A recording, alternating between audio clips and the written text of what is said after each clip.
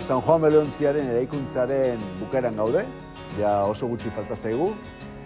Eta batetik hasi gera ja botadura noizen behar dugun pentsatzen, eta bestetik ere bai itsasontzia ekipatzeko behar dian elementu guztiak ere laizter lantzen hasiko gera, batetik aingurak, hemen egingo diala, errementari batzuk egingo dituzte, 500 kiloko aingura onbilak, bestetik belak egin behar ditugu, barrikak, denetarik.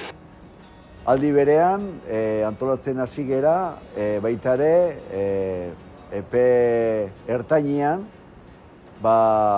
egin nahi dugun zeharkaldia, alegia Pasaiatik Kanadarantza, ezta? Eta hori da, hortarako tripulazioa sortu behar da, tripulazioa formatu egin behar da, gauza asko kontrolatu behar dira, eta gure asmoa da, bere garaien euskaldunak 16. mendean Pasaiatik eta Euskal Herritik Kanadara joeten zian bezala, gu geuk ere era berean nabigatzen iristea, ezta?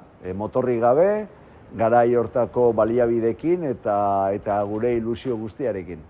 Bide batez, badakizute, ezta? Albaola Ontziola museo bat dela, ateak irekita lan egiten degula, eta hori da gure asmoa, ez? Da Euskal Herriko itsasondarea ezagutaraztea eta bistarien aurrean aukera ona da, ezta?